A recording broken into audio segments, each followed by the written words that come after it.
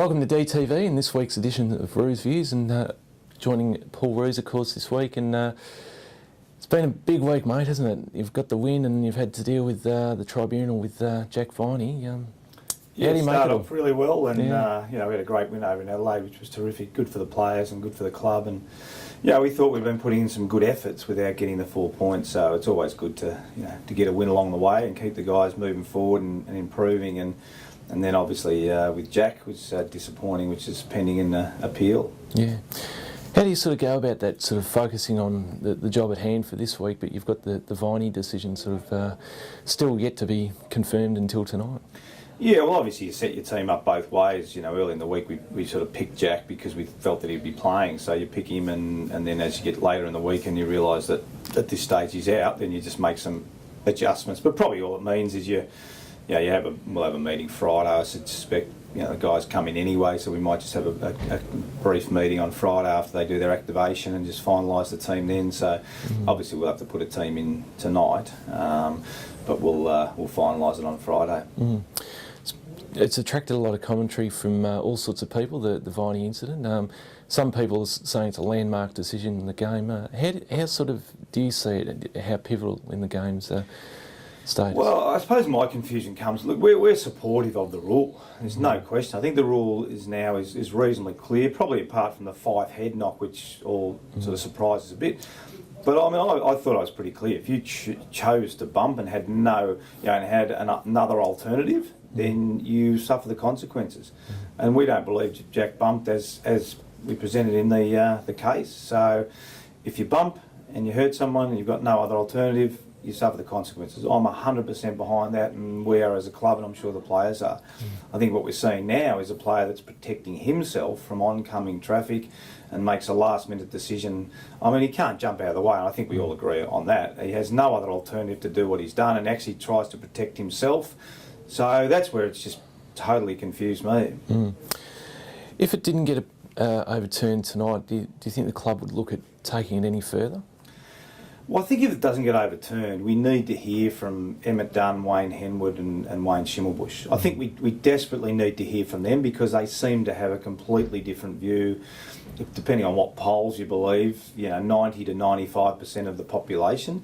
And I would just love to sit down and talk to them and how they can come to the conclusion. I mean, I think I know what a bump is. A bump is when you drive into someone, your shoulders down, your body is in a forward motion. It's not leaning backwards and taking evasive action. But obviously they think differently to what I do and 95% of the public do. Yeah.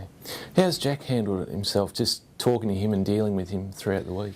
Well, I think we were all sort of stunned the other night, and then players' day off, which is probably a good thing yesterday, and I think the club, had to appeal. I think that not only the club was demanding it, I think the football public was demanding an appeal, and I mean, you even had Andrew Demetrio coming out, which is unusual, and saying he felt that he was unlucky. So I think universally, we're appealing for Jack, but we're appealing for the football public, and I think the fact that Jack had the day off yesterday was good, and obviously today we'll sit down with him and work through the process. Yeah. Disappointing that it's all come out after such a big weekend for the club. I mean, 13 years for the first time in winning in Adelaide. I mean, what sort of moment does it mean for the club to get a win like that, given your early tenure here? Yeah, look, it doesn't probably change the destination and maybe how long we think it's going to take, but to get to that destination, you need some wins along the way. You need to keep the players motivated, the players wedded to the game plan, the players, a strong relationship with each other and coaches. And if you're losing all the time, it can get pretty draining, and everyone gets a bit wearing on each other and things like that. So it's great to have a win, and the players, hopefully think, oh, geez, this is working and we're starting to get better, which I think we have been anyway. But you need a win to do that. You can't keep losing and coaches saying we're getting better and everyone's saying we're getting better. So I think it's just terrific to get a win on the board, and we're 2 wins now. There were 2 wins for the whole of last year.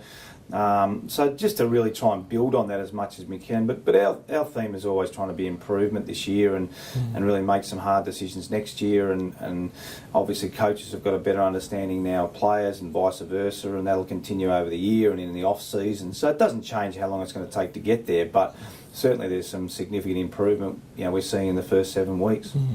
Despite the amount of games you've coached over the journey, particularly home and away games. Where did that sort of rank for you? I mean, just given the significance of it all. Well, I think probably if we look back to round 2 and getting beaten by 93 points by West Coast, I think the turnaround since then, we thought we were really good in round 1. We thought we probably could have beaten St Kilda and played well. A couple of things didn't go with us, and St Kilda have been really good form over the first sort of 3 or 4 weeks of the season. But round 2 was really disappointing. So I think to be able to not resurrect the season, that's the wrong word, but just to resurrect confidence after a 93 point,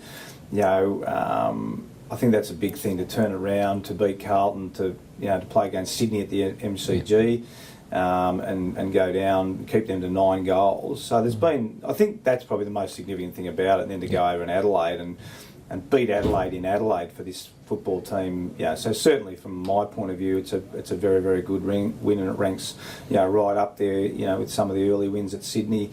And certainly from our point of view, we think it's really important. Yeah. Backing up this week, it's pretty critical, of course. How strongly do you really enforce that message amongst the players and just what this week means? Bulldogs we're probably 18 months behind the Bulldogs in where sort of Brendan had them, so this will be another good test for us. But every game's a test, and I think watching the Bulldogs the last couple of weeks, they're really competitive, and they're competitive for longer, 115 minutes. Probably when Brendan was taken over, they're 80 to 90 minute team. We were probably a 60 minute team last year. So we're building to where they are.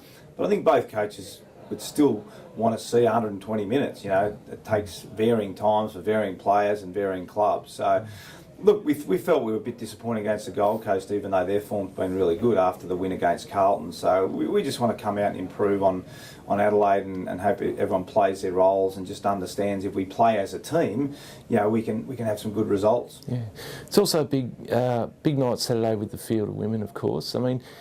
Whilst your focus is the footy, how much do you sort of think about something like that? It's a big sort of community event. Do you sort of get caught up in that as well? Well, you get involved in it, there's no question. On the night, it's hard to, but in the lead up, Tammy's going to be involved, and we've done some functions, and it's super important. And, in the last sort of week or so, one of my good friends is from the Swans, is an ex-Swans employee, has been diagnosed with breast cancer, so it sort of hits home all the time to people. So, I think it's just fantastic cause. It's great that footy clubs can bring people together like this, to have sort of 15,000 people on the MCG. Unfortunately, that's the number of people that get diagnosed every year.